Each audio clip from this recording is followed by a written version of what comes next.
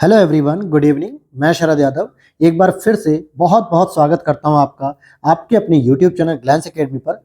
और दोस्तों, यहां पर हम लोग कवर कर रहे हैं आर 2023 का जो एग्ज़ाम होने वाला है 24 में 11 फरवरी को, और साथ ही साथ यूपी पीसीएस 2024 के ध्यान में रखते हुए घटना चक्र पूर्वालोकन की जो सीरीज़ है उसको हम लोगों ने शॉर्ट नोट्स के रूप में कन्वर्ट किया है, और जिसकी रेगुलर मैं क्लासेस लेकर आ रहा हूँ। और आज हम लोग इंडियन ज्योग्राफी के लेक्चर नंबर 5 को देखेंगे। इससे पहले मैंने दिन में ही लेक्चर नंबर 3 इंडियन पॉलिटी का पब्लिश किया था। आपको बता दूं कि ये क्या चीज़ है, तो आप समझिएगा कि घटना चक्र पूर्वालोकन की जो सीरीज होती है, जो 8 वॉल्यूम में आती है, जिसमें साइंस है, हिस्ट्री है, एनवायरनमेंट, ज्योग्राफी, पॉलिटी, इकोनॉमिक्स, ये जो प्रमुख सीरीज है जो कि आपके आर एग्जाम साथ ही साथ यूपी पीसीएस के लिए बेहद ही हेल्पफुल सीरीज है। लेकिन ये किताब इतनी मोटी होती है कि पूरे 2 से 3 बार रिवीजन नहीं हो पाता है। तो पूरे यूट्यूब पर पहली बार ऐसा इनिशिएट किया गया हमारी टीम के द्वारा, ग्लैंस एकेडमी प्लेटफॉर्म के द्वारा, कि आप लोगों को 2500 की घटना चक्र जो थी 2500 पेजेस की, उसको 200-250 पेज में कन्वर्ट कर दिया गया, और जिससे आप लोगों का रिवीजन बहुत अच्छे से हो पाए, मल्टीपल टाइम आप रिवीजन कर पाए, क्योंकि इसमें सभी चैप्टर्स के साथ सभी टॉपिक्स को, सभी क्वेश्चन और सभी व्याख्या को शामिल किया गया है, जिसके द्वारा आप अपनी तैयारी को बेहतर कर पाएंगे और जीएस के पेपर पर आप कॉन्फिडेंस हो पाएंगे। तो ये सारी चीजें हैं।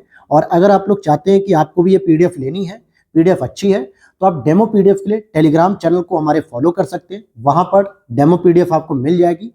साथ ही साथ इस पीडीएफ को परचेस करने के लिए आप डिस्क्रिप्शन बॉक्स में या वीडियो के नीचे दिए गए व्हाट्सएप नंबर पे मैसेज कर सकते हैं, वहां से पूरी इंक्वायरी ले सकते हैं। और लगभग सभी सब्जेक्ट के, वर्ल्ड ज्योग्राफी और फिजिक्स को छोड़ के लगभग सभी सब्जेक्ट के हमने शॉर्ट नोट्स प्रोवाइड करा दिए हैं। बहुत सारे लोगों ने इसको अप्रिशिएट किया, बहुत सारे लोगों के लिए हेल्पफुल रहा। तो मैं उम्मीद करता हूं कि जो हमारी टीम का वर्क है वो आपको भी पसंद आएगा। तो एक बार आप डेमो पीडीएफ में जरूर देख लीजिएगा, उसके बाद आप पीडीएफ भी परचेस कर लेंगे। तो इस क्लास के साथ आप रेगुलरिटी के साथ अगर आप मेरे क्लास को देखते रहेंगे और अपने शॉर्ट नोट्स को प्रिंट आउट निकाल कर पढ़ते रहेंगे, तो आपको काफ़ी कुछ चीज़ें जो है कि रिवीजन हो जाएंगी, और वो हर क्वेश्चन आपको तैयार होगा जो आने वाले एग्जाम में सीधे आएगा। तो चलिए शुरू करते हैं आज की इस क्लास में। लास्ट क्लास में हम लोगों ने गंगा नदी अपवाह तंत्र के बारे में पढ़ा था, और आज हम उसके आगे बढ़ेंगे। कुछ नदियों के बारे में जानते हुए ब्रह्मपुत्रा नदी के बारे में हम स्टडी करेंगे। तो कल की क्लास में दोस्तों हम लोगों ने जब गंगा नदी तंत्र को पढ़ा, वहाँ पे गंगा नदी की जितनी भी सहायक प्रमुख नदियाँ थी, भारत में कहाँ से शुरू होती है, और भारत के बाद पश्चिम बंगाल के बाद जो आखिरी नदी मिलती है सहायक नदी के रूप में, महानंदा, कौन सी पूर्वी घाट से मिलती, मतलब पूरब साइड से मिलती है बाएं तट से, कौन सी दक्षिणी तट से मिलती है दाहिने तट से, ये सभी हमने सहायक नदियाँ, कहाँ पर गंगा नदी यूपी में प्रवेश करती है, कहाँ यूपी से बाहर निकलती है, तो ये सभी प्रमुख नदियों के बारे में जो प्रश्न था गंगा से रिलेटेड, वो सब कुछ डिस्कस किया था। तो उसी में आज हम अगले पॉइंट की ओर चल रहे हैं। तो यहाँ पे हम पढ़ेंगे, क्या पढ़ेंगे, कि प्रमुख नदियों की अगर जलग्रहण क्षेत्र के अनुसार आपसे पूछ लिया जाए कि भारत की सबसे बड़ी नदी कौन सी होगी जिसका नदी बेसिन सबसे बड़ा है, जलग्रहण क्षेत्र, तो सबसे नंबर 1 पे आ जाएगा आपका गंगा नदी आ जाएगी, जिसका जलग्रहण क्षेत्र है 9,07,000 किलोमीटर स्क्वायर। अब यहाँ पे 9 लाख का मतलब क्या है कि गंगा के साथ साथ इसकी जितनी भी सहायक प्रमुख नदियां हैं, जैसे यमुना नदी हो गई और सोन नदी हो गई, और आप देखोगे और छोटी छोटी जो नदियां आती हैं इसमें गंडक नदी हो गई, घाघरा नदी हो गई, गोमती हो गई और चंबल नदी हो गई, जितनी भी इसमें प्रमुख सहायक नदियां हैं, जो है वो यमुना की सहायक नदी के रूप में हो या फिर वो गंगा की डायरेक्ट सहायक नदी के रूप में हो, इन सभी का जितना भी क्षेत्रफल कवर होता है नदियों के द्वारा, इसी को कहा जाता है जो है कि जल ग्रहण क्षेत्र या बेसिन कहते हैं, अपवाह क्षेत्र। तो सबसे बड़ा अपवाह क्षेत्र आपको मिलेगा गंगा का। वहीं सोन की बात करेंगे तो ये 70,055 किलोमीटर है, और गंडक की बात करेंगे तो 45,731। लेकिन एक प्रश्न था इसलिए वहां पे दिया हुआ है, लेकिन अगर आप देखोगे जलग्रहण क्षेत्र में नर्मदा भी इससे बड़ी आती है, सोन वगैरह से, गोदावरी भी आएगी, लेकिन सबसे बड़ा जो अपवाह क्षेत्र है वो गंगा नदी का है, 9,07,000 किलोमीटर स्क्वायर। फिर वहीं एक प्रश्न पूछा जाता है कि मोरीबंद जो डेल्टा है वो किसका पार्ट है, तो ये किसका उप पार्ट है या किसका सब डिवीजन है, तो बंगाल डेल्टा का। जो गंगा नदी और ब्रह्मपुत्रा नदी के मिलन के बाद बंगाल की खाड़ी में सुंदरबन डेल्टा का निर्माण किया जाता है। तो यहाँ पे विभिन्न प्रकार के डेल्टा पाए जाते हैं, जिसमें एक पार्ट होता है आपका मोरीबंद। तो इसके बारे में जरा और डिटेल से समझते हैं कि जो बंगाल डेल्टा है, जिसको हम सुंदरबन डेल्टा भी कहते हैं, इसको 2 भागों में डिवाइड किया जाता है। एक होता है पश्चिमी निष्क्रिय डेल्टा और एक होता है पूर्वी सक्रिय मेघना डेल्टा। पूर्वी का मतलब जो पूर्वी बांग्लादेश हुआ करता था, मतलब पूर्वी बंगाल जो कि वर्तमान में बांग्लादेश है, और इधर से मणिपुर नागालैंड से जो आने वाली बराक नदियां वगैरह, मेघना नदी, इनके मिलन के बाद जो डेल्टा बनता है उसकी बात होगी। और पश्चिमी निष्क्रिय डेल्टा जो पश्चिम बंगाल के बाद जो नदियां इसमें मिलती हैं बांग्लादेश में, तो वहां की बात होगी। तो अगर आप देखोगे कि पश्चिमी निष्क्रिय डेल्टा को पुनः हम 3 पार्ट में विभाजित करते हैं, जिसमें एक मोरीबंद डेल्टा होता है, एक प्रौढ़ डेल्टा होता है और एक ज्वार सक्रिय डेल्टा होता है। तो आपसे प्रश्न पूछा गया था कि मोरीबंद डेल्टा किसका सब डिवीजन है या किसका उप विभाग है, तो ये आपका बंगाल डेल्टा या सुंदरबन डेल्टा का है। ऐसा ना हो कि आप मोरीबंद डेल्टा को कावेरी डेल्टा से मिला दें या फिर आप कृष्णा नदी के डेल्टा से मिला दें, ऐसा नहीं है। ये आपके सुंदरबन डेल्टा का ही पार्ट है। तो मोरीबंद के साथ 2 और हैं, उनको भी याद कर लीजिए, ज्वार सक्रिय डेल्टा और प्रौढ़ डेल्टा। वहीं बिहार में एक प्रश्न पूछा गया था कि बिहार के कितने जिले गंगा नदी के किनारे स्थित हैं। तो आप देखोगे बीपीएससी वालों के लिए इंपॉर्टेंट प्रश्न ये कि 12 जिले स्थित हैं। सबसे पहले सारण जिला, फिर बक्सर, फिर भोजपुर, फिर पटना, वैशाली, समस्तीपुर, बेगूसराय, लखीसराय, मुंगेर, खगड़िया, भागलपुर, कटिहार। भागलपुर, कटिहार ये सब जो है कि पश्चिम बंगाल की सीमा पर है, जहां से फिर वो पश्चिम बंगाल की ओर भी गुजरती है। तो इस तरीके से 12 जिले बिहार में हैं। और अगर मैं यूपी की बात करूं तो यूपी में लगभग 28 जिले ऐसे हैं जो गंगा नदी के तट पर हैं। जैसे आपका बिजनौर हो गया, कानपुर हो गया, इलाहाबाद हो गया, बनारस हो गया, चंदौली हो गया, गाजीपुर हो गया और बलिया हो गया। ऐसे प्रमुख शहर हैं जो गंगा नदी के तट पर ही विकसित हुए हैं। वहीं हम एक और चीज समझेंगे यहाँ पर कि जो जोंक नदी है दोस्तों, ये महानदी बेसिन का हिस्सा है। महानदी कहाँ पर बहती है? ओडिशा में बहती है। तो महानदी की सहायक नदी के रूप में जोंक नदी होती है। जबकि पुनपुन नदी की बात करें, अजय नदी की बात करें, जलांगी नदी की बात करें, तो ये गंगा नदी बेसिन का हिस्सा है। क्योंकि मैंने कल की क्लास में पढ़ाया था कि जो पुनपुन नदी है वो पटना के पास जाकर गंगा नदी में मिल जाती है और उससे पहले पहलेजा घाट पर सोन नदी मिलती है। कहाँ पर? गंगा में मिलती है, पटना में। सोन की सहायक नदी है, जैसे उत्तरी कोयल नदी भी है, रिहंद नदी भी है जो सोनभद्र में है। तो ये सभी गंगा की सहायक नदी में होती है। लेकिन जोंक नदी महानदी बेसिन का हिस्सा है क्योंकि वो गंगा नदी में नहीं मिलती बल्कि महानदी में मिलती है उड़ीसा में। और वहीं अजय नदी, जलांगी नदी, ये सभी गंगा नदी बेसिन का हिस्सा है।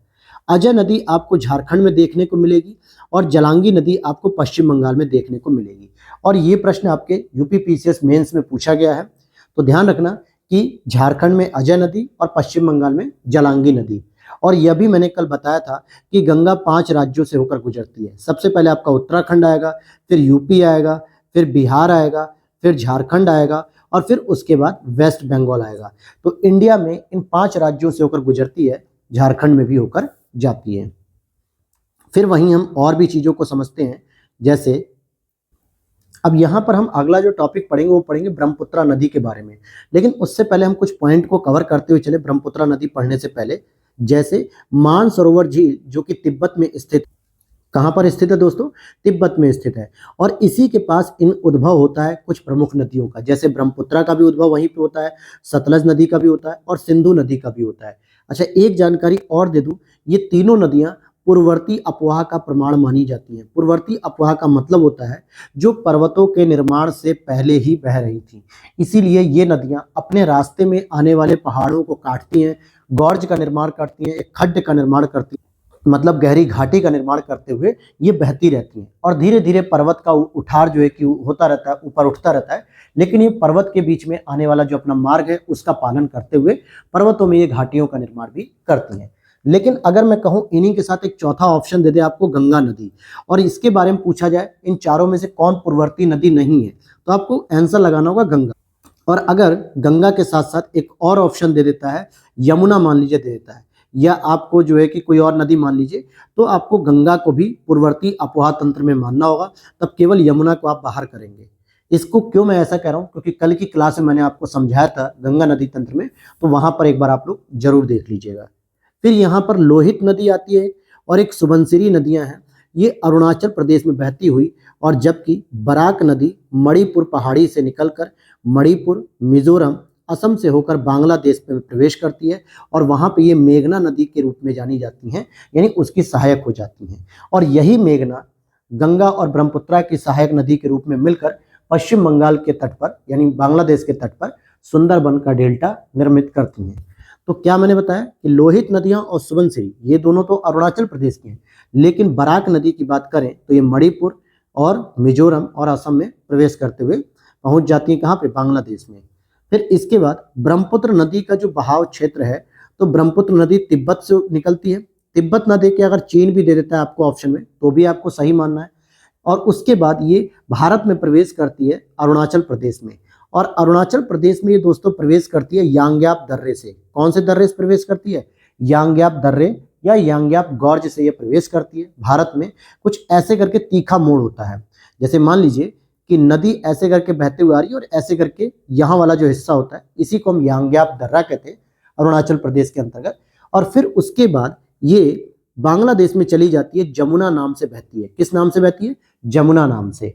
तो ब्रह्मपुत्र का 3 प्रमुख देशों में इसका बहाव होता है। लोहित नदी की बात करेंगे तो ब्रह्मपुत्र की सहायक नदी है। किसकी सहायक नदी है? ब्रह्मपुत्र की। कई बार पूछा जाता है कि ब्रह्मपुत्र की सहायक नदियां कौन सी है? लोहित है, सुबनसिरी है, धनसिरी है, दिहांग है, दिबांग है। अभी उन नदियों के बारे में भी हम बात करेंगे। और इसका एक अन्य नाम भी होता है, खून की नदी। क्या नाम है? खून की नदी। कामेंग नाम से अरुणाचल प्रदेश में, जबकि जिया भरेली नाम से असम में जाना जाता है। तो ध्यान देने वाली बात है कि जो लोहित नदी है वो खून की नदी के नाम से भी जानी जाती है और ब्रह्मपुत्र की सहायक नदी है। वहीं एक कामेंग नाम की नदी है जो कि ब्रह्मपुत्र की सहायक नदी है। अरुणाचल प्रदेश में इसको कामेंग कहते हैं और जिया भरेली असम में जाना जाता है इसको। अब यहाँ पर तिस्ता की बात करें, यह भी ब्रह्मपुत्र की सहायक नदी है। तो इसका उद्भव कहाँ होता है? सिक्किम में होता है। और इसकी एक प्रमुख सहायक नदी होती है जिसका नाम है रंगीत नदी। पहले यह गंगा की सहायक नदी हुआ करती थी, लेकिन वर्तमान में अब यह ब्रह्मपुत्र की सहायक नदी हो गई है। ऐसा 1787 की बाढ़ के कारण मार्ग परिवर्तन होने की वजह से हो गया। तो ये जो रंगीत नदी है, मतलब तिस्ता नदी जो है, क्योंकि रंगीत नदी तो तिस्ता की सहायक नदी है, सिक्किम में ही बहती है, लेकिन सिक्किम से जब नीचे उतरती है पश्चिम बंगाल से होते हुए ये बांग्लादेश में प्रवेश करती है, तो वहां पद्मा से न मिलकर जमुना से मिलती है, अर्थात ब्रह्मपुत्र से मिलती है। अब पहले ये मिलती थी गंगा नदी से, लेकिन बाढ़ के कारण इसका मार्ग जब परिवर्तित हो गया और दूसरी तरफ जो इसका पुराना मार्ग था वहां पे गाद इकट्ठी हो गई, यानी कि एक जमाव हो गया, जिसकी वजह से अब इस नदी का जो बहाव तंत्र है वो परिवर्तित हो गया है। और अब किसकी सहायक नदी हो गई तिस्ता? ब्रह्मपुत्र की सहायक नदी हो गई है। तो जरा हम देख लेते हैं यहाँ पर ब्रह्मपुत्र की जो एक लोकेशन है, जैसे हमने गंगा को समझा था वैसे हम ब्रह्मपुत्र को भी समझेंगे। जैसे ये आपका क्या है? चेमा यमडुंग जो ग्लेशियर होता है ना, चेमा यमडुंग, यहीं से ये आपकी ब्रह्मपुत्र नदी निकलती है और इसे हम कहते हैं तिब्बत के पास जो है मानसरोवर झील होती है, वहां से निकलती है पूरे तिब्बत चाइना में बहते हुए, जो है कि यहाँ से जब प्रवेश करती है इस पॉइंट से, तो इसी पॉइंट को हम लोग कह देते हैं यांग्याप दर्रा, जो कि किस में है? अरुणाचल प्रदेश में है। और अरुणाचल प्रदेश में यह मुख्य रूप से दिबांग नदी के रूप में भी जानी जाती है, सॉरी दिहांग नदी के रूप में। दिबांग तो इसकी सहायक नदी हो जाएगी। किस नदी के नाम से जानी जाएगी ये? इसको अरुणाचल प्रदेश में दोस्तों दिहांग नदी कहा जाता है और असम में आने के बाद इसको ब्रह्मपुत्र नदी के रूप में जानते हैं। तो सबसे पहले हम बात करेंगे कि अगर ब्रह्मपुत्र इस तरफ नीचे की ओर आ रही है तो ये वाला हिस्सा हो जाएगा दोस्तों कैसा? लेफ्ट हो जाएगा। और ये वाला हिस्सा हो जाएगा कैसा? राइट हो जाएगा।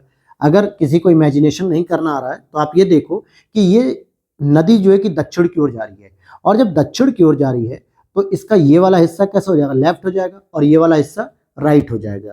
आप लोग एक बार इमेजिनेशन करो, समझ में आ जाएगा कि ये कैसे लेफ्ट और राइट की बातें सेट हो रही हैं। अब यहाँ पर हम इसकी सहायक नदी की बात करेंगे तो बाएं तट से दिबांग नदी मिलती है, लोहित नदी इसमें आके मिलती है, बूढ़ी दिहांग आकर मिलती है, दीखू नदी मिलती है, धनसिरी नदी मिलती है, कोपिली नदी मिलती है। ये सभी बाएं तट से मिलने वाली प्रमुख नदियां होती हैं। तो ये कौन से तट से मिल रही हैं? बाएं तट से। वहीं दाहिने तट की बात करेंगे तो सुबनसिरी मिलेगी, कामेंग मिलेगी, संकोस मिलेगी, मानस मिलेगी, तिस्ता नदी मिलेगी, और तो और आपकी गंगा नदी मिलेगी जो कि बांग्लादेश में मिलती है और बांग्लादेश में पद्मा के नाम से जानी जाती है। तो आपने देखा कि ब्रह्मपुत्र नदी तंत्र में दाहिने तट से मिलने वाली प्रमुख नदियों में सुबनसिरी का नाम आ रहा है, कामेंग का नाम आ रहा है, संकोस का नाम आ रहा है, मानस का आ रहा है, तिस्ता का आ रहा है। और ये तिस्ता आपकी पहले गंगा की सहायक नदी हुआ करती थी, लेकिन अब मार्ग परिवर्तित होने की वजह से ब्रह्मपुत्र की सहायक हो गई है। वहीं अगर हम और भी देखें तो आप देखोगे बाएं तट से लोहित, दिबांग, दिहांग यानी बूढ़ी दिहांग, दीखू, धनसिरी, कोपिली, ये सभी प्रमुख नदियां हैं जो ब्रह्मपुत्र की बाएं तट से मिलने वाली प्रमुख नदियों के रूप में जानी जाती हैं। इतना क्लियर हो गया। अब चलते हैं हम दक्षिण भारत की कुछ प्रमुख नदियों के बारे में जानते हैं, उनसे जो प्रश्न बनते हैं। हालांकि मैंने कल आपको बताया था और मैं आज आपसे प्रश्न पूछ रहा हूं, आपको कमेंट सेक्शन में उत्तर देना है और वो उत्तर ये देना है कि दक्षिण की गंगा किसे कहते हैं और दक्षिण गंगा किसे कहते हैं। ये आपको बताने हैं, दो नदियां अलग अलग हैं। अच्छा, एक छोटी सी इंफॉर्मेशन और दे दूं मैं दोस्तों आपको कि अगर आप लोग घटना चक्र की जो बुक आती है, जो घटना चक्र पूर्वावलोकन सीरीज की जो बुक है, अगर आप उसकी क्लास करना चाहते हैं तो उसकी भी क्लास हमने सभी सब्जेक्ट की करा रखी है, चाहे फिर वो इंडियन पॉलिटी हो, इंडियन ज्योग्राफी हो, या फिर आपका बायोलॉजी हो, फिजिक्स केमिस्ट्री हो, या फिर आपकी ये हिस्ट्री हो, modern history, ancient history, medieval history, environment हो। इन सभी चीज़ों की हमने प्लेलिस्ट डिस्क्रिप्शन बॉक्स में लगा रखी है, आप वहाँ से उसको स्टडी कर सकते हैं। और अगर आपको लगता है कि नहीं समय इतना नहीं है कि हम उन प्लेलिस्ट को देख पाए, तो आप इन शॉर्ट नोट्स की क्लास को रेगुलर फॉलो कर लीजिए। यहाँ से कोई भी प्रश्न आपका बाहर नहीं जाएगा। मैं साथ में इन नोट्स के साथ जो एक्स्ट्रा चीज़ें हैं जो इनको कनेक्ट करती हैं, इंटरकनेक्टेड होती हैं, उनको मैं डिटेल से समझा रहा हूँ, तो आप लोग समझते चलेंगे अगर साथ के साथ, तो चीज़ें और बेहतर हो जाएंगी आपकी। तो अब आते हैं हम दक्षिण भारत की प्रमुख नदियाँ। तो उन सभी क्लासेस का डिस्क्रिप्शन बॉक्स में मैंने लिंक लगा दिया, नीचे प्लेलिस्ट है पूरी की पूरी, या फिर आप यूट्यूब पर भी फॉलो कर सकते हैं। और यूपी स्पेशल की भी मैंने क्लासेस की लिंक लगा दी है, आप उसे भी फॉलो कर सकते हैं। यहाँ देखेंगे कि दक्षिण भारत की जो प्रमुख नदियाँ हैं, इनकी अगर हम बात करें दक्षिण भारत की प्रमुख नदियाँ, तो जैसे कि गोदावरी हो गई। तो गोदावरी की अगर हम बात करें तो ये त्र्यंबकेश्वर से निकलती है, महाराष्ट्र के त्र्यंबकेश्वर से निकलती है, नासिक से, और 1465 किलोमीटर की लंबाई है इसकी। और ये दक्षिण भारत की पहली नदी है जो सबसे लंबी है, दक्षिण भारत की सबसे लंबी नदी है।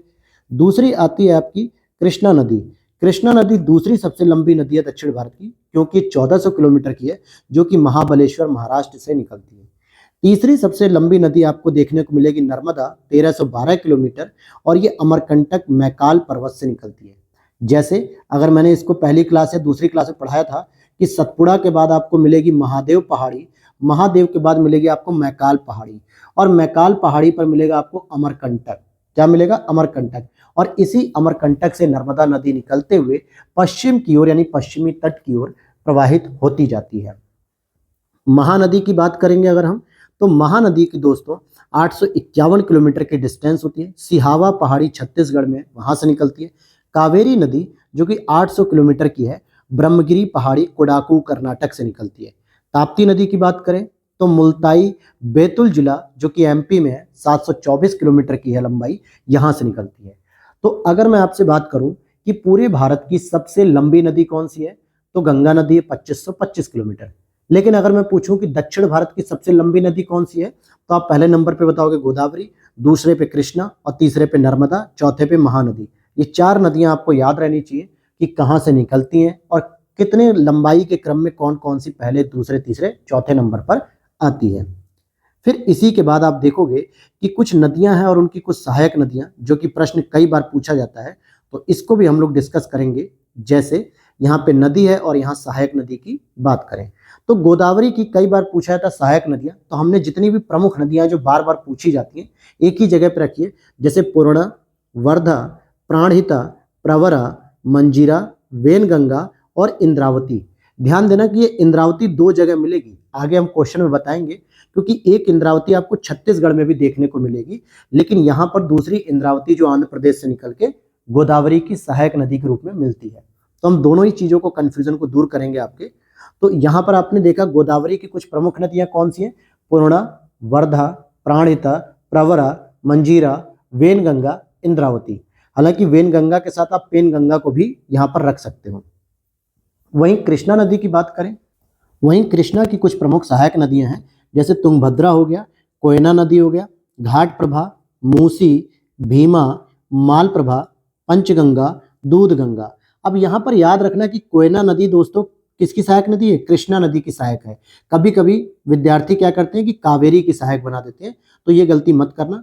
और तुंगभद्रा तो हालांकि सभी को पता है कि तुंग और भद्रा अलग अलग नदियां थी जो आपस में मिलकर तुंगभद्रा के नाम से जानी जाती हैं। जैसे चिनाब नदी, चंद्र और भागा दो अलग नदियां हैं, इनके मिलने के बाद ही चिनाब नदी बनती है। तो ऐसे तुंगभद्रा बनी है लेकिन तुंगभद्रा कृष्णा की प्रमुख सहायक नदी है, तो मैक्सिमम स्टूडेंट इसको सही कर लेता है। लेकिन यहाँ पे मूसी नदी है, भीमा नदी है, कोयना नदी है, इसको लेके कंफ्यूजन होता है, तो ये गलत नहीं होना चाहिए। कावेरी की बात करेंगे तो अमरावती हो गया, भवानी, काबिनी, हेमवती या हेमावती, ये प्रमुख नदियां हैं जो कावेरी की सहायक हैं। महानदी की बात करें तो शिवनाथ हो गया, हसदेव, इब, तेल, जोंक, ये प्रमुख नदी हैं। और मैंने आपको बताया था ऊपर के प्रश्न में कि जो जोंक नदी है दोस्तों, ये महानदी बेसिन की नदी है, न कि गंगा की। जबकि गंगा की हमने बताई थी पश्चिम बंगाल की जलांगी नदी थी, अजय नदी आपकी झारखंड की थी, ये हमने बताया था। लेकिन जोंक नदी के बारे में हमने बताया कि वो महानदी की सहायक नदी है। अच्छा, कौन कौन सी प्रमुख है? शिवनाथ, हसदेव, इब, तेल, जोंक। तो इन 3 नदियों को याद रखना है, इब नदी को, तेल नदी को, जोंक नदी को, क्योंकि ये तीनों कई बार प्रश्न पूछा जाता है कि ये किसकी सहायक नदी है। और अब जरा हम कावेरी नदी के बारे में थोड़ी सी जानकारी को कलेक्ट कर लेते हैं यहाँ पे। तो कावेरी नदी में अगर हम देखें तो कावेरी नदी का जो उद्गम है ब्रह्मगिरी की पहाड़ी कोडागू जिले कर्नाटक से होती है। इसका प्रवाह क्षेत्र 4 प्रमुख राज्यों में है, केरल, कर्नाटक, तमिलनाडु और पुदुचेरी। पुदुचेरी एक यूनियन टेरिटरीज है, तो यानी 3 प्रमुख राज्य और एक यूनियन टेरिटरी, इन 4 राज्यों में इसका प्रवाह क्षेत्र है। और इसके अपवाह मार्ग में 3 नदी द्वीप भी देखने को मिलते हैं। क्या देखने को मिलते हैं? 3 नदी द्वीप।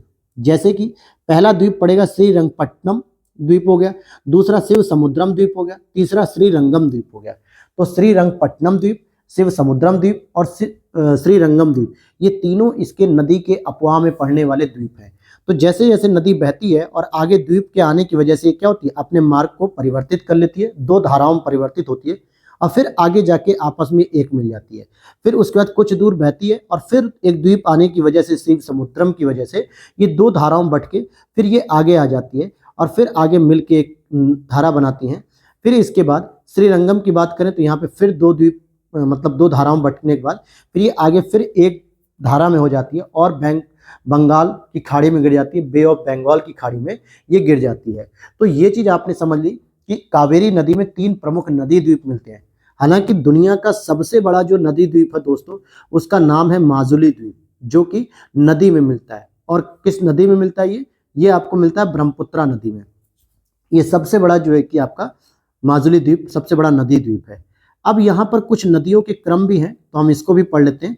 लेकिन उससे पहले हम कृष्णा नदी का जो जल विवाद है, राज्य कौन कौन से इसमें, तो आंध्र प्रदेश है, कर्नाटक है, महाराष्ट्र के मध्य 1957 से चला आ रहा है।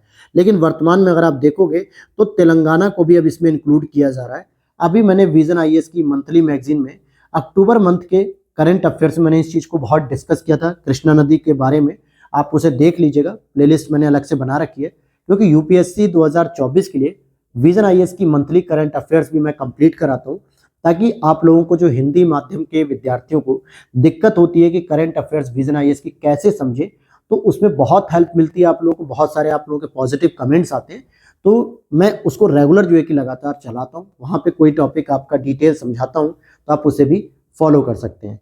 और अगर ये क्लास आपको पसंद आ रही हो हमारी, तो इसे प्लीज़ सब्सक्राइब करना दोस्तों, और साथ ही साथ शेयर जरूर करना, वीडियो को लाइक कर देना, कमेंट कर लेना, जो भी आपको पूछना है वो क्वेरी कर सकते हो। टेलीग्राम डिस्कशन ग्रुप में भी आप क्वेरी हमसे कर सकते हैं। और पीडीएफ को परचेस करना हो तो डिस्क्रिप्शन बॉक्स में एक व्हाट्सअप नंबर है, वहाँ से आप इसकी पीडीएफ को परचेस कर सकते हैं। तो अब जरा हम आगे बढ़ते हैं कि पूर्वी घाट से होकर बंगाल की खाड़ी में गिरने वाली नदियों का क्रम नॉर्थ टू साउथ, ये कई बार पूछा जाता है। अब ये भारत का ये कौन सा हो गया दोस्तों? ये पश्चिमी घाट हो गया जहाँ अरब सागर है। ये कौन सा घाट है? पूर्वी घाट, जहाँ पे बंगाल की खाड़ी है। तो इनमें जो नदियां गिरती हैं बंगाल की खाड़ी में, उनका क्रम पूछा जा रहा है। तो क्रम के हिसाब से अगर हम बात करें तो सबसे पहले आपकी गंगा नदी गिरेगी, और फिर इसी में हुगली नदी भी है। हालांकि ये गंगा की एक वितरिका है, और हुगली नदी के पास ही कलकत्ता एयरपोर्ट को, मतलब पोर्ट को डेवलप किया जा रहा है, बंदरगाह को, जो कि नदी पोर्ट कहलाता है। फिर उसके बाद दामोदर नदी आती है। दामोदर नदी के बाद सुवर्ण रेखा नदी आती है। फिर उसके बाद एक बैतरणी नदी और ब्राह्मणी नदी आएगी, महानदी आएगी, गोदावरी आएगी, कृष्णा आएगी, पेन्नार आएगी, कावेरी आएगी, वैगई आएगी। तो बहुत सारे विद्यार्थी यहाँ गलत करते हैं कि गोदावरी, कृष्णा, कावेरी, ये 3 नदियों का क्रम पढ़ते हैं, जबकि ऑप्शन में पेन्नार भी आता है, तो इसको क्या करते हैं, सबसे लास्ट में रख देते हैं। और एक क्रम उनका यहाँ गलत होता है कि गंगा, दामोदर, महानदी, ये 3 प्रमुख नदियाँ पढ़ते हैं, लेकिन गंगा और दामोदर के बीच में हुगली आती है। जबकि दामोदर और महानदी के बीच में सुवर्ण रेखा, वैतरणी और ब्राह्मणी, ये जो प्रमुख नदियां हैं इनका जो क्रम है दोस्तों ये नॉर्थ टू साउथ क्रम है। और इस चीज को आपको याद रखना है, ये कई बार प्रश्न पूछा गया है कि उत्तर से दक्षिण आपको क्रम बताना है। इसी तरीके से पश्चिमी घाट से होकर अरब सागर में गिरने वाली जो नदियां होती है उनका भी आपसे नॉर्थ टू साउथ यानी उत्तर से दक्षिण क्रम पूछा जाता है। तो सबसे पहले आपकी लूनी नदी होती है, हालांकि ये आपके अरब सागर में नहीं गिरती है, ध्यान देना ये नदी आपके अरब सागर में नहीं गिरती है। दूसरे नंबर पे आती है बनास नदी, और यह भी चंबल की सहायक नदी के रूप में हो जाती है, यह अरब सागर में नहीं गिरती। लेकिन क्रम में जो है कि देखोगे तो सबसे ऊपर लूनी नदी है, फिर बनास नदी है, फिर साबरमती नदी है। तो ऐसे भी क्रम पूछे जाते हैं।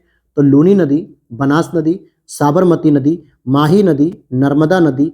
माही के बाद आपकी नर्मदा नदी आती है, और माही कर्क रेखा को दोस्तों दो बार कुछ इस तरीके से काटती है, यहाँ पर और यहाँ पे, पहला कट और दूसरा कट है। उसके बाद नर्मदा के बाद ताप्ती नदी, मांडवी नदी, मांडवी नदी जो कि मुख्यतः कहाँ बहती है, गोवा में, काली नदी, गंगावेली और पेरियार नदी। गंगावेली और पेरियार ये दोनों ही केरल की प्रमुख नदियां हैं। तो ये आपने देखा उत्तर से दक्षिण की ओर जो क्रम था नदियों का, वो चीज हमने यहाँ पर सीख ली। अब हम चलते हैं अगले पॉइंट की ओर, जिसमें हम देखेंगे कि दक्षिण भारत की नदियां मुख्यतः वृक्षनुमा अपवाद तंत्र बनाती हैं। वृक्षनुमा का मतलब होता है कि एक प्रमुख नदी बहती है और उसमें बहुत सारी नदियां जो है कि ऐसे ऐसे करके जुड़ जाती हैं, ऐसे लगता है कि कोई पेड़ की पत्ती वगैरह जुड़ रही हो। तो ऐसे ही प्रमुखता ये नदियों का प्रवाह होता है। अब जैसे आप देख लो, इमेजिन कर लो कि आपकी ये कृष्णा नदी बह रही है और उसमें बहुत सारी प्रमुख सहायक नदियां बह के आ रही हैं, जैसे तुंगभद्रा हो गया, भीमा हो गया, मूसी हो गया, और ये दूध गंगा वगैरह। और इनकी भी कुछ आपस में सहायक नदियां हैं, मतलब सहायक नदियों की भी सहायक नदियां हैं कुछ जो इसमें मिल रही हैं। तो इसी को कहा जाता है वृक्षनुमा अपवाह तंत्र। नदी घाटी बेसिन नहीं होगा दोस्तों, ये बेसिन होता है, नदी घाटी बेसिन, इसको सही कर लेना। अगर आपने पीडीएफ ली होगी, निकलवाई होगी, तो उसे सही कर लेना। अब यहाँ पर मैं आपको बताता हूँ एकदम सीक्वेंस वाइज, यानी ये क्रम अनुसार है। कैसे है ये? क्रमानुसार है। तो सबसे बड़ा जो नदी अपवाह तंत्र मिलेगा वो आपको मिलेगा गंगा नदी का, 9,07,000 किलोमीटर स्क्वायर। दूसरा मिलेगा महानदी का, 1,41,000 किलोमीटर स्क्वायर। तीसरा आएगा गोदावरी का, सॉरी यहाँ थोड़ी सी मिस्टेक हो गई है, पहले नंबर पे गंगा आएगा 9,07,000, दूसरे नंबर पे दोस्तों गोदावरी का अपवाह तंत्र आएगा 3,12,000, तीसरे नंबर पे कृष्णा का आएगा 2,58,000, और चौथे नंबर पे आएगा महानदी का 1,41,000। फिर पांचवें नंबर पे आएगा नर्मदा का 98,000, कावेरी का छठे नंबर पे आएगा 81,000। तो अगर आपको नदी अपवाह तंत्र के रूप में क्रम पूछा जाए तो सबसे पहला नाम आना चाहिए आपका गंगा का, इसके बाद आप गोदावरी का लिखोगे, तीसरे नंबर पे आप लिखोगे कृष्णा का, चौथे नंबर पे आप लिखोगे महानदी का, पांचवें नंबर पे आप लिखोगे नर्मदा का। तो ये एक क्रम हो गया जो इनके अपवाह तंत्र के आधार पे है कि सबसे बड़ा अपवाह तंत्र किस नदी का है, फिर उसके बाद किसका है, फिर उसके बाद किसका है, इस तरीके से आपको लिखना है। अब यहाँ पर हम जरा देख लें कि महानदी बेसिन के अंतर्गत कौन कौन से राज्य आते हैं, जहाँ पे महानदी की कुछ सहायक नदियां हैं वो भी इसमें मिलती हैं, जैसे ईब हो गया, तेल हो गया, जोंक नदी हो गई, ये सब इसकी, शिवनाथ हो गई, हसदेव हो गई, ये इनकी प्रमुख नदियां हैं। तो ये कौन कौन से राज्यों का इनका अपवाह तंत्र है? तो महानदी का अपवाह तंत्र छत्तीसगढ़ में भी है, ओडिशा में भी है, झारखंड में भी है। ये तो समझ में आता है, लेकिन महाराष्ट्र और एमपी में अक्सर लोग कंफ्यूज हो जाते हैं, क्योंकि उन्हें लगता है कि महानदी पूर्वी घाट की नदी है तो कहाँ से महाराष्ट्र और एमपी आ जाएंगे। लेकिन कुछ नदियां हैं जो महाराष्ट्र और एमपी से निकलकर इस छत्तीसगढ़ से होते हुए मिल जाती है महानदी में कहीं ना कहीं, जिसमें आप देखोगे कि नर्मदा बेसिन की बात करें तो नर्मदा नदी तो मुख्य रूप से एमपी से निकलती है, उसमें कुछ सहायक नदियां होती है छत्तीसगढ़ की। फिर उसके बाद ये जब गुजरात और महाराष्ट्र की तरफ बहती हुई आती है तो ये चारों राज्य भी इसमें शामिल होते हैं। वहीं कावेरी बेसिन हमने नीचे ही बता दिया था, मतलब पीछे ही हमने बताया, कर्नाटक है, केरल है, तमिलनाडु है, पुदुचेरी है, इन 4 राज्यों से होकर बहती है। अच्छा, एक और प्रश्न पूछा जाता है आपसे, उत्खात भूमि किसे कहते हैं? उत्खात भूमि या चंबल या खड्ड या बीहड़ नदी, ये जो आपके होती है, ये किस नदी में होती है? तो चंबल नदी में होती है, क्योंकि गर्मियों में जब ये नदियां पूरी सूख जाती हैं तो यहाँ बड़ी बड़ी दरारें पड़ जाती हैं, जिनमें डाकू लोग पहले रहते थे। हालांकि अब तो मानव बस्ती हो गई है वहाँ पे। अभी जो 12th फेल मूवी आई थी, मनोज जी पर आई थी, जो डीजीपी हैं, बहुत अच्छी कैरेक्टर उनका प्ले किया गया है, और आप देखेंगे तो बहुत इंटरेस्टिंग और बहुत इंस्पायरिंग मूवीज है।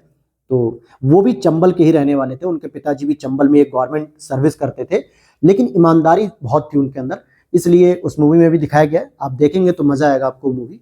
तो उत्खात भूमि या चंबल जो खड्ड है ये कहाँ पे होता है? चंबल नदी में होता है।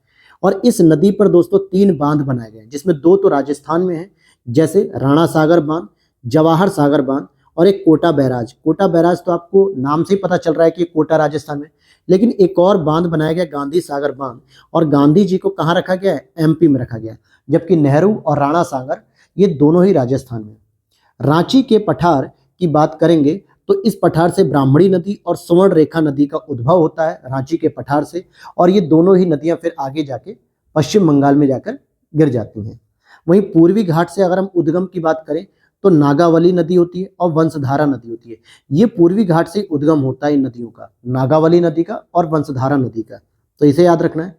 नर्मदा की बात करें, क्योंकि हमने महानदी की सहायक नदी पढ़ी, गोदावरी की पढ़ ली, कृष्णा की पढ़ी, कावेरी की पढ़ी, गंगा की पढ़ी, ब्रह्मपुत्रा की पढ़ी, लेकिन हमने अभी तक नर्मदा नहीं पढ़ी, जबकि नर्मदा की सबसे प्रमुख सहायक नदी है तवा। हालांकि और भी नदियां हैं, जैसे नर्मदा की सबसे प्रमुख सहायक नदी है तवा, कोलार, उरी, सकर, हटनी। तो कई बार ऐसा हुआ है कि इंपॉर्टेंट रूप में तवा नदी को ही पूछा जाता है। और अब जरा हम देख लेते हैं ग्लेशियर यानी हिमालय की कुछ प्रमुख नदियां, जिनका क्रम पूछा जाता है नॉर्थ से लेकर साउथ की ओर। तो सबसे उत्तर में आपको मिलेगी सिंधु नदी, फिर उसके बाद झेलम नदी, फिर चिनाब नदी, फिर रावी नदी, फिर ब्यास नदी और फिर सतलज नदी। क्यों मैं ऐसे कह रहा हूँ कि मान लीजिए सिंधु नदी जो है कि यहाँ से होकर ऐसे ऐसे यहाँ पे आती है और कराची के पास जो है कि अरब सागर में मिल जाती है। दूसरी नदी यहाँ झेलम उत्पत्ति होती है, फिर चिनाब नदी आके मिलती है यहाँ पे, फिर यहाँ रावी नदी मिल जाती है, फिर यहाँ ब्यास नदी मिलती है, फिर यहाँ सतलज नदी मिलती है, और फिर उसके बाद ये इसमें जाके मिल जाती है। तो ये जो क्रम है दोस्तों नॉर्थ टू साउथ का, यही आपसे पूछ लिया जाता है कि जो जम्मू कश्मीर या हिमालय की नदियां हैं प्रमुख रूप से, इनका साउथ और नॉर्थ क्रम पूछा जाता है। तो सबसे पहले आपको सिंधु बताना है, फिर झेलम बताना है, फिर चिनाब, फिर रावी, फिर ब्यास और फिर सतलज। तो एस से शुरू होगा और एस पे ही खत्म हो जाएगा, इतना याद रखना है आपको। अब यहाँ पर और भी कुछ जानकारी लेते हैं हम, जैसे अगर आप देखेंगे कि रावी और झेलम चिनाब नदी में मिलती हैं। ध्यान देना, किस में मिलती हैं? रावी और झेलम चिनाब नदी में मिलती है, और फिर चिनाब जाके किस में मिलती है? सतलज नदी में मिलती है, और अंत में सतलज मिलती है सिंधु नदी में। तो आपसे अगर पूछा जाए कि चिनाब नदी या झेलम नदी या रावी नदी क्या ये सिंधु की सहायक नदी है, तो ये डायरेक्ट सहायक नदी नहीं है, लेकिन इसके अपवाह तंत्र में आती है। जैसे ये एक नदी सिंधु आ रही है और ऐसे करके निकल आई इस तरीके से, ठीक है। यहाँ पे लद्दाख और जास्कर की पर्वत श्रेणियां होती हैं, और यहीं से आपको निकलती हुई दिखेगी झेलम, और ये आपस में रावी, और ये दोनों जाके किस में मिल जाएंगी? चिनाब में मिल जाएंगी। फिर ये चिनाब और इधर से ये सतलज आ रही होती है, और इसमें हालांकि ब्यास पहले से मिल चुकी होती है, तो ये सतलज में आके मिल जाएंगी। फिर ये सिंधु नदी में जाके सीधे मिलती है चिनाब नदी, सॉरी सतलज नदी। तो इस तरीके से इनका मिलन होता है। तो ये पूछा जाता है कि रावी और झेलम किस में मिलती है? चिनाब में। चिनाब किस में मिलती है? सतलज में। सतलज किस में मिलती है? सिंधु नदी में। हिमाचल प्रदेश के लाहौल घाटी में चंद्रा और भागा नदियां प्रवाहित होती हैं, जो आगे चल के चंद्रभागा या चिनाब नदी के रूप में कहलाती हैं। तंडी के निकट ये संगम के पश्चात चंद्रभागा या चिनाब नदी कहलाती हैं। और तंडी कहाँ पर? हिमाचल प्रदेश में। और ये हिमाचल प्रदेश में ही चंद्र और भागा अलग अलग नदियों के नाम से जानी जाती हैं। अब जरा हिमालय की सभी श्रेणियों को काटने वाली प्रमुख नदियां कौन सी हैं? तो उसमें होंगी आपकी ट्रांस हिमालयी नदियां, जो कि सिंधु नदी होगी और सतलज नदी होगी। क्योंकि हिमालय की जो सभी श्रेणियां हैं उसमें 4 श्रेणियां प्रमुख रूप से आती हैं। एक होती है आपकी ट्रांस हिमालय श्रेणी, सबसे ऊपर आपको मिलेगी ट्रांस हिमालय, फिर उसके बाद बृहद हिमालय, फिर उसके बाद लघु हिमालय और फिर उसका शिवालिक हिमालय। तो जो नदियां हैं दोस्तों, ये इन चारों पर्वत श्रेणियों को काटती हैं। आप इमेजेस में देखोगे मैप में, तो यही आपको देखना है कि सिंधु और सतलज ये दोनों नदियां ऐसी हैं जो सभी पर्वत श्रेणियों को काटती हैं, और ये दोनों ट्रांस हिमालय की नदियां हैं। फिर इसमें सतलज की भी जरा सहायक नदी देख लो, तो ब्यास तो आपको पता ही रहता है, क्योंकि सतलज ब्यास में ही मिल जाती है, तभी जाके सतलज सिंधु नदी मिलती है। लेकिन बास्पा और स्पीति ये भी 2 नदियां हैं जो सतलज की सहायक नदी हो जाती है। वहीं हगरी नदी जो होती है दोस्तों, हगरी नदी तुंगभद्रा नदी की सहायक नदी होती है। और तुंगभद्रा किसकी सहायक नदी होती है? कृष्णा नदी की सहायक होती है, जो पश्चिमी घाट से निकलकर कर्नाटक आंध्र प्रदेश से प्रवाहित होती है। तो हगरी नदी तुंगभद्रा की सहायक नदी है, और ये कि पश्चिमी घाट से निकल के कर्नाटक आंध्र प्रदेश से होकर बहती है, और बाद में तुंगभद्रा कृष्णा नदी में जाकर मिल जाती है। हिमाचल प्रदेश से प्रवाहित होने वाली जो प्रमुख नदियां हैं, जैसे कि व्यास हो गया, चिनाब हो गई, रावी हो गई, सतलज हो गई, यमुना हो गई। तो यमुना भी भाई हिमाचल प्रदेश में बहती है ना। और सतलज नदी की सहायक तो ब्यास जो है वो ब्यास हिमाचल में बहती है, और सतलज भी हिमाचल में बहती है, क्योंकि हिमाचल से बहते हुए ये पंजाब में आती है। और इन्हीं दोनों के बॉर्डर पे भाखड़ा नागल डैम बना है सतलज नदी पर ही। तो कौन कौन सी इसकी सहायक नदी हो गई? ब्यास हो गई, चिनाब हो गई, रावी हो गई, सतलज हो गई, यमुना। ये वो नदियां हैं जो मुख्य रूप से हिमाचल प्रदेश से प्रवाहित होती हैं। और अब जरा हम दोआब की बात कर लें। तो यहाँ पे दोआब का मतलब होता है दोस्तों, अगर हम दो आब, आब मतलब क्या होता है? पानी, और दो पानी यानी कि जहां पर दो पानी की धाराएं या दो जल की धाराएं आपस में मिलती हैं, उसे हम दोआब कह देते हैं, या उनके बीच के क्षेत्र को हम दोआब कहते हैं। अब जैसे एक वर्ड आता है बिष्ट दोआब, तो बिष्ट का मतलब क्या हो गया? ये ब्यास और सतलज के मध्य जो क्षेत्र होता है उसे हम बिष्ट दोआब कहते हैं। बारी की बात करेंगे तो यहाँ पे ब्यास हो गया, और री से रावी हो गया, तो इनके मध्य का क्षेत्र। रचना की बात करेंगे तो ये रावी हो गई और चिनाब के मध्य की बात हो गई। चाज की बात करें तो चिनाब और झेलम के बीच की बात हो गई। तो याद रखना दोस्तों, ये फिक्स है, और ये कई बार प्रश्न पूछा गया है कि दोआब क्षेत्र किन नदियों के बीच में है। जैसे मैंने आपको बताया था, कुमाऊं हिमालय, पंजाब हिमालय, नेपाल हिमालय और असम हिमालय जिन नदियों के बीच में है, ये मैंने दूसरी तीसरी क्लास में पढ़ाया था। उसी तरीके से यह भी पूछा जाता है कि बिष्ट दोआब ब्यास सतलज के बीच, बारी दोआब आपका रावी ब्यास के मध्य, रचना दोआब रावी और चिनाब के मध्य, चास दोआब चिनाब और झेलम के मध्य होता है। वहीं दामोदर, कोयल, सुवर्ण रेखा नदियां छोटा नागपुर पठार से निकलती हैं। ध्यान देना, दामोदर नदी, कोयल नदी, सुवर्ण रेखा नदी, ये तीनों ही छोटा नागपुर पठार झारखंड से निकलती हैं। दामोदर हुगली की सहायक नदी होती है, इतनी बात याद रखना, क्योंकि दामोदर स्वतंत्र नदी नहीं है।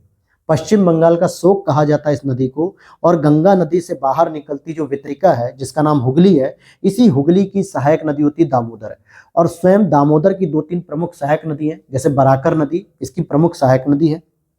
अब यहाँ पर अगर हम बात करें कि दामोदर नदी से एडन नहर को निकाला गया था, और एडन नहर 1938 में निकाली गई थी यहाँ पे सिंचाई करने के लिए, क्योंकि 1938 के दौरान आप देखोगे कि पूर्वी बंगाल और पश्चिम बंगाल एक ही क्षेत्र हुआ करता था, तो इसलिए यहाँ पर सिंचाई करने के लिए एडन नहर का निर्माण किया गया, जो दामोदर नदी से निकाला गया।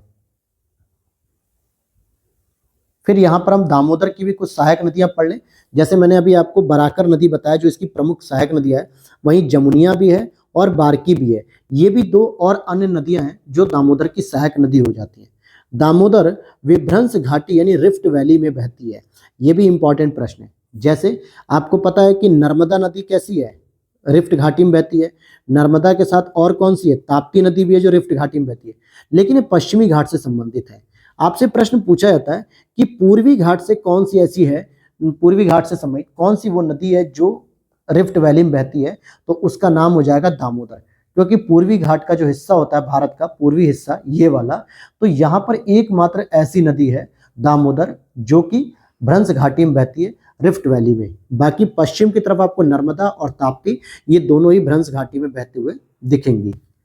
फिर अगला प्रश्न है, किस नदी के ऊपरी मार्ग में मीठा पानी मिलता है जबकि निचले मार्ग में ये खारे पानी के रूप में प्रवाहित होती है?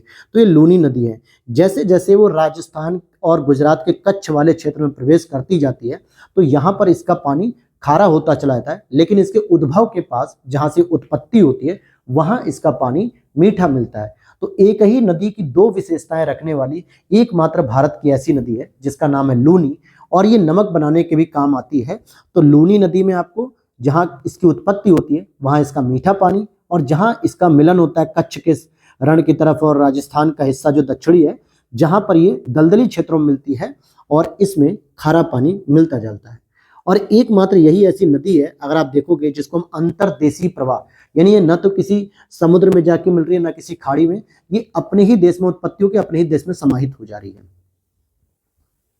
अब इसके उद्गम की बात करें तो अजमेर में अरावली श्रृंखला में स्थित नागा पहाड़ी से होता है, अजमेर जो कि राजस्थान का हिस्सा है, और ये कच्छ के रण में विलीन हो जाती है, अर्थात दलदली भूमि में ये जाके विलीन हो जाती है।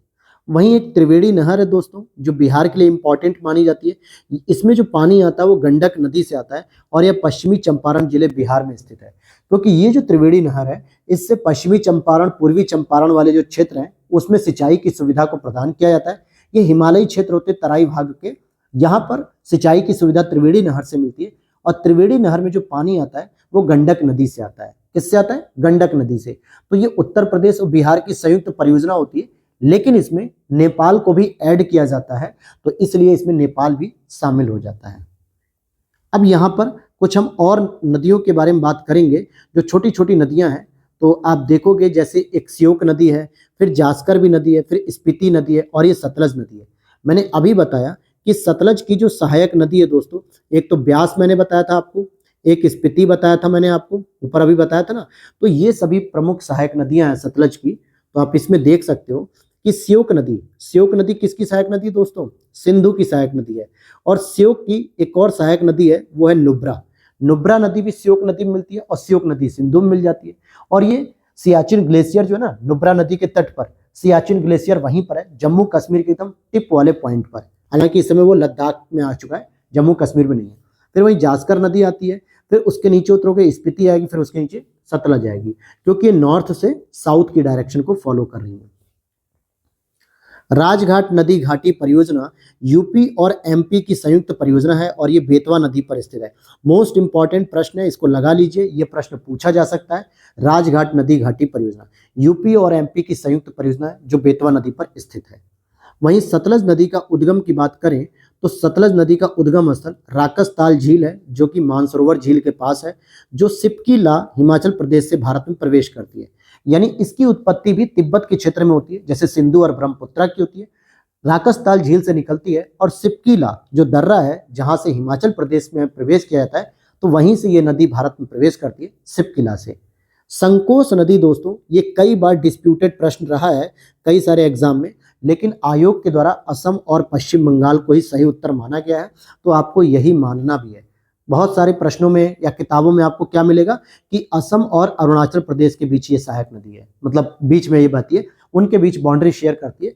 लेकिन मैं कहता हूं कि आप गूगल पे जाना, गूगल मैप पे यूज करना संकोस नदी, और फिजिकल मैप में जब आप उसे जूम करते जाओगे और जब उस नदी के मार्ग को पकड़ते हुए आप जब नीचे आओगे, तो आप देखोगे कि असम और पश्चिम बंगाल के माध्यम से बाउंड्री शेयर कर रही है। अरुणाचल प्रदेश का नामो निशान नहीं है। कुछ किताबों ने कह दिया संकोस नदी अरुणाचल और आसाम के बीच में, लेकिन वो गलत है। सही है असम और पश्चिम बंगाल, इनके बीच में ये बाउंड्री शेयर करती है। और ये प्रश्न जब भी आता है तो मैक्सिमम लोग कंफ्यूज होते हैं। किशन गंगा की बात करेंगे तो ये झेलम की सहायक नदी है। वहीं मुंबई की मीठी नदी विहार झील से उद्गमित होती है। एक विहार झील है, बिहार नहीं, स्टेट राज्य बिहार नहीं, बल्कि एक झील है बिहार, जो जहां से मीठी नदी उद्गमित होती है, और मीठी नदी महाराष्ट्र यानी मुंबई में प्रवाहित होती है। अब देख लेते हैं दक्षिण भारत की गंडी कोटा घाटी जो है, जो कैनियन है, वो किस नदी से निर्मित है? तो पेन्नार नदी से निर्मित है। और पेन्नार नदी दोस्तों कहाँ पे है? कावेरी के ऊपर है, कावेरी के नीचे है। मैंने अभी क्रम बताया था, ना, गोदावरी नदी, कृष्णा नदी, फिर उसके बाद पेन्नार नदी बताया था। पेन्नार नदी के बाद मैंने आपको कावेरी नदी बताया, उसके बाद मैंने आपको वैगई नदी बताया। तो ये जो क्रम है ये बिल्कुल सही है, और इसे याद रख लो। गोदावरी, कावेरी, गोदावरी, कृष्णा, पेन्नार, कावेरी, वैगई। तो आपकी जो पेन्नार नदी है, यहाँ पर गंडी कोटा घाटी जो है कि देखने को मिलती है दक्षिण भारत में, इसी नदी पर, और ये यूपीएससी का प्रश्न है। फिर बात करेंगे, यह आंध्र प्रदेश में स्थित है। गंडी कोटा को भारत की ग्रैंड कैनियन भी कहा जाता है। जिस प्रकार से नॉर्थ अमेरिका के कैलिफोर्निया वाले पार्ट में डेथ वैली के पास ग्रैंड कैनियन सबसे गहरी घाटी देखने को मिलती है, उसी तरीके से आंध्र प्रदेश में पेन्नार नदी पर सबसे गहरी घाटी देखने को मिलती है। अब यहाँ पे कुछ प्रमुख शहर हैं जो आपसे पूछे जाते हैं कि किस नदी के तट पर हैं। तो जैसे अगर मैं बात करूं कि लेह अवस्थित है, तो भाई लेह कहाँ पर अवस्थित है? लद्दाख में लेह शहर है ना, जो आपका लद्दाख और जास्कर पर्वत श्रेणी के पास है। तो ये सिंधु नदी के दाएं तट पर स्थित है।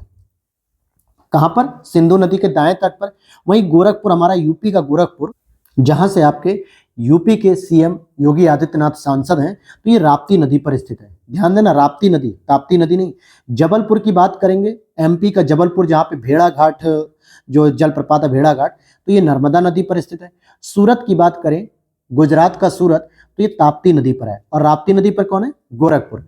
पंजाब का लुधियाना जो कि टेक्सटाइल इंडस्ट्री के लिए बहुत फेमस है, ये सतलज नदी पर है।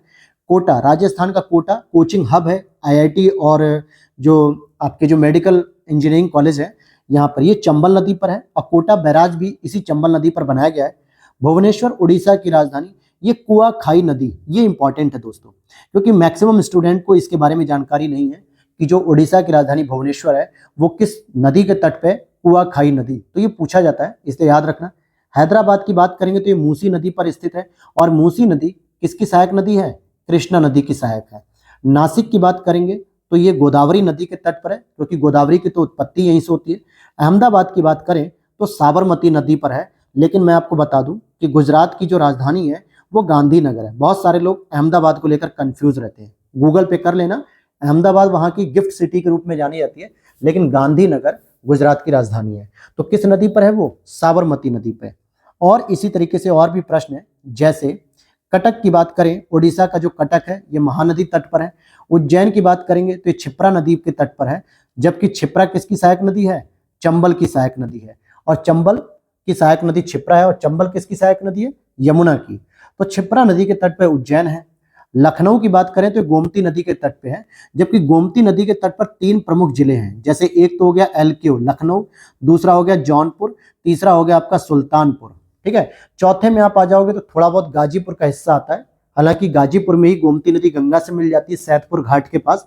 तो 3 प्रमुख शहरों की बात करें, लखनऊ, जौनपुर, सुल्तानपुर, ये तीनों ही गोमती नदी के तट पर है, केवल लखनऊ ही नहीं। और गोमती नदी का दोस्तों उद्भव कहाँ से होता है? तो फुलहर झील से होता है। और ये एकमात्र ऐसी नदी है जो गंगा की बाएं तट से मिलने वाली प्रमुख नदी है।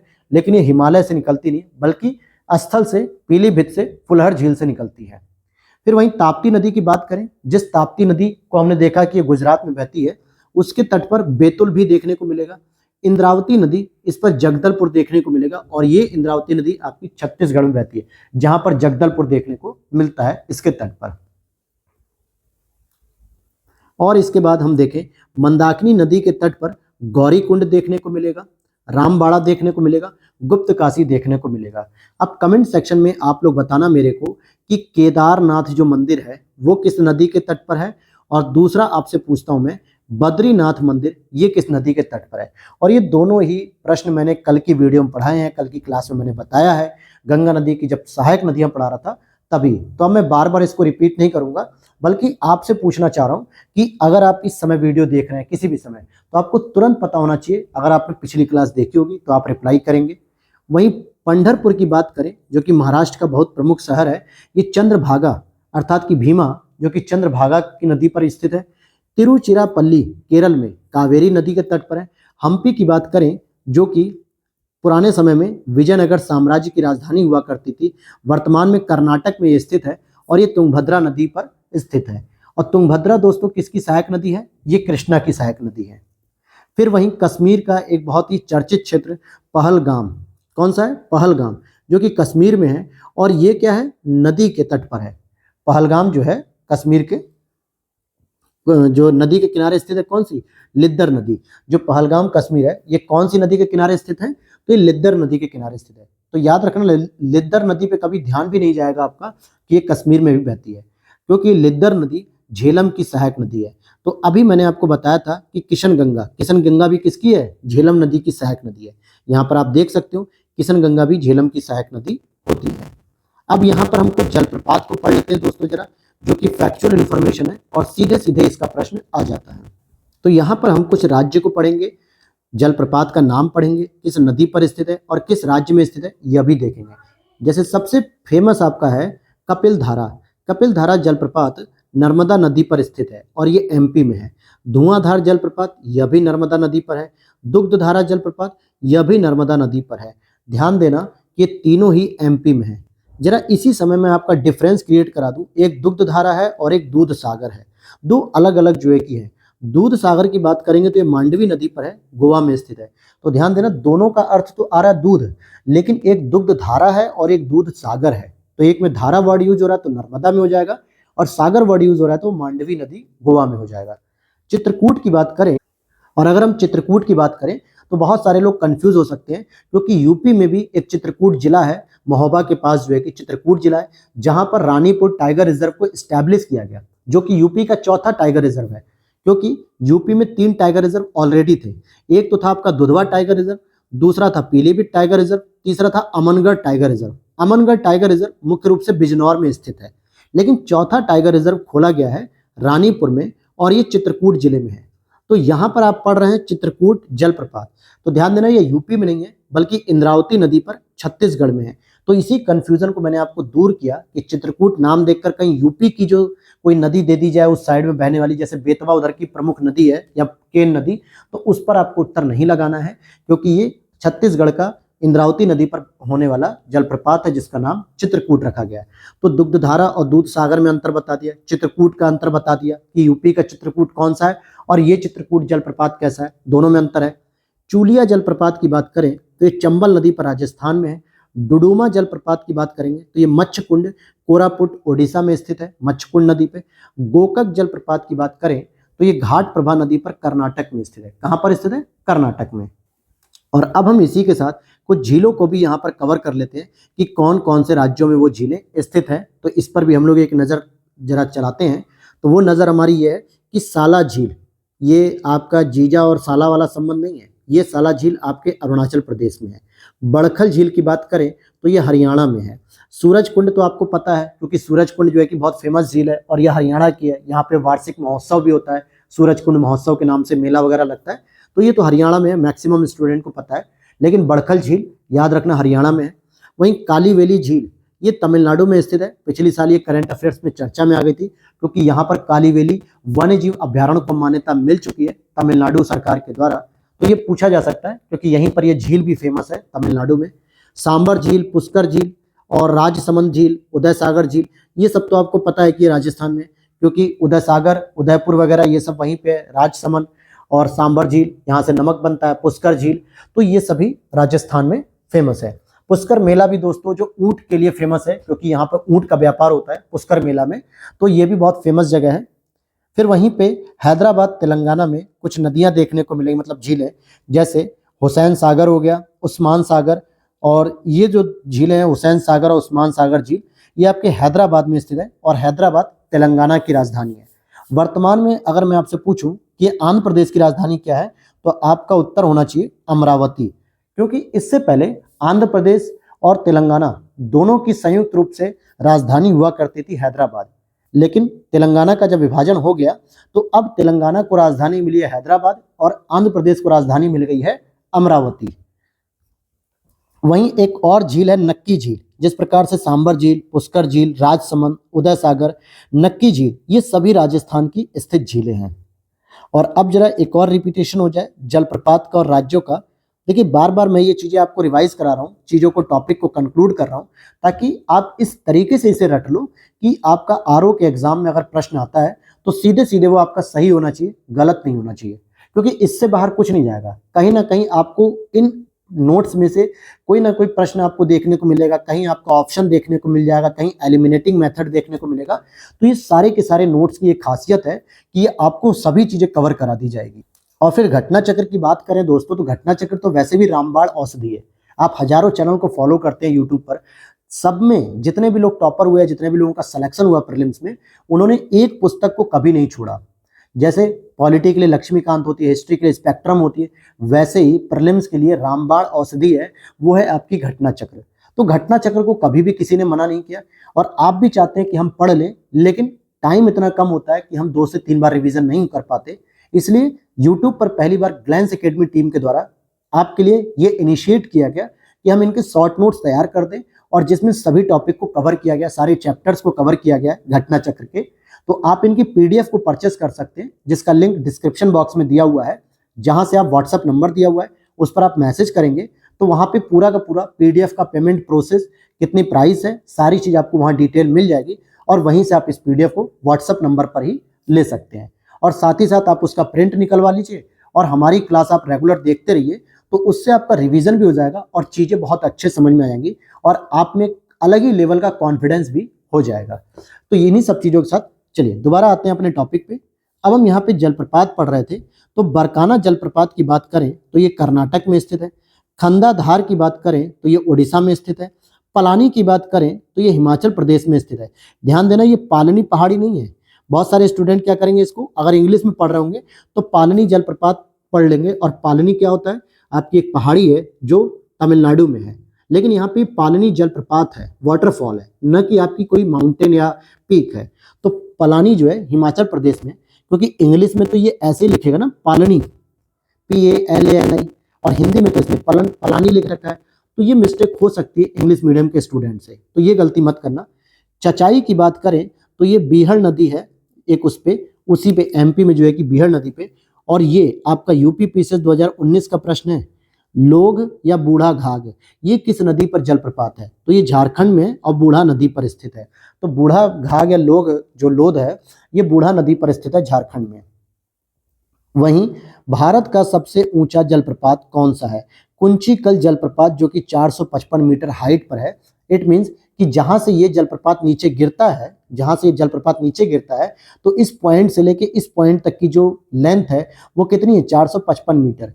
तो इन शॉर्ट में कह सकता हूँ कि 500 मीटर का मतलब होता है आधा किलोमीटर। जैसे कहते हैं ना कि ये दुकान कितनी दूर होगी, यहाँ से मॉल कितना दूर है, स्कूल कितना दूर है, ऑफिस कितना दूर है, तो हम जवाब देते हैं कि यार 1 किलोमीटर है, आधा किलोमीटर है, 5 मिनट का वॉकिंग डिस्टेंस है। तो इतनी इसकी लंबाई है ऊपर से नीचे तक की। और वहीं केवती जलप्रपात की बात करें तो महाना नदी पर स्थित है MP में। केवती जलप्रपात कहाँ पर स्थित है, महाना नदी पर। केवती नदी मतलब महाना नदी पर है MP में।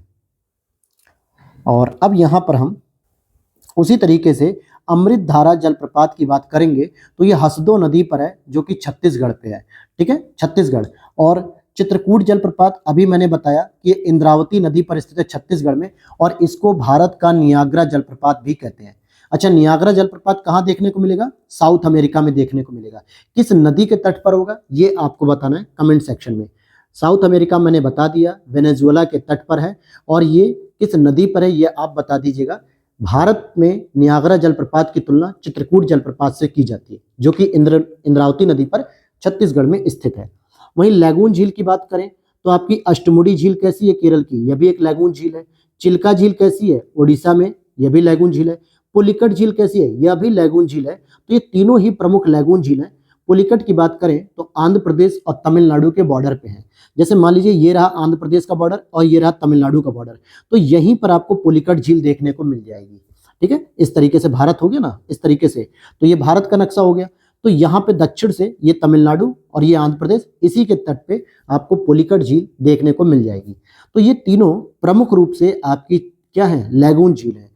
लैगून झील का मतलब होता है दोस्तों, जब किसी नदी के टुकड़े में, यानी नदी के पानी के टुकड़े में जब समुद्र का पानी भी प्रवेश कर जाए और उसका पानी हल्का खारा हो जाए, तो उसी को हम लोग कहते हैं लैगून झील। क्या कहते हैं, लैगून झील कहते हैं।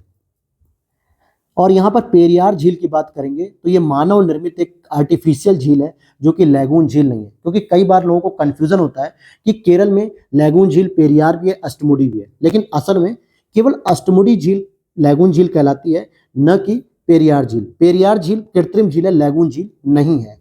और एक और छोटा सा प्रश्न है कि हम लोग पूरे भारत में लैगून झील कहते हैं, लेकिन केरल में इसको एक अलग नाम से पुकारा जाता है, जिसको कयाल कहा जाता है। तो कयाल का मतलब भी क्या होता है, लैगून ही होता है। तो अगर आपसे पूछा जाए कि केरल की कयाल झील कौन सी है, अष्टमुडी है, क्योंकि ये एक लैगून झील है, और लैगून झील का ही दूसरा नाम होता है कयाल। तो यहाँ तक दोस्तों आज हमारी क्लास कंप्लीट हुई। वीडियो अच्छी लगी तो लाइक कर देना, दोस्तों के साथ शेयर करना, और PDF को आप लोग परचेस कर सकते हैं, जिसका लिंक मैंने डिस्क्रिप्शन बॉक्स में दे दिया व्हाट्सएप नंबर पे। साथ ही साथ आप इसकी डेमो PDF भी देख सकते हो। डेमो PDF आपको टेलीग्राम पे अवेलेबल है, वहां पे आप देख सकते हो, इसके बारे में जानकारी ले सकते हो कि कौन से चैप्टर्स को इंक्लूड किया गया है, कैसे हमने इसके नोट्स तैयार किए। हालांकि वीडियो में भी आपको देखने से एक आइडिया लग गया होगा। और टेलीग्राम चैनल का लिंक हमने डिस्क्रिप्शन बॉक्स में लगा दिया है, वहाँ पे एक चैनल का लिंक है और एक डिस्कशन ग्रुप है। PDF से संबंधित कोई भी डाउट है, कोई भी डिस्कशन है, तो आप डिस्कशन ग्रुप को ज्वाइन करके वहाँ पर अपनी इंक्वायरी पूछ सकते हैं। वहाँ पे मैं खुद पर्सनली आपसे बात करूँगा, रिप्लाई करूँगा, सारी चीज़ें आपकी डाउट्स क्लियर करूँगा। तो मिलते हैं नेक्स्ट वीडियो में। Thanks for watching.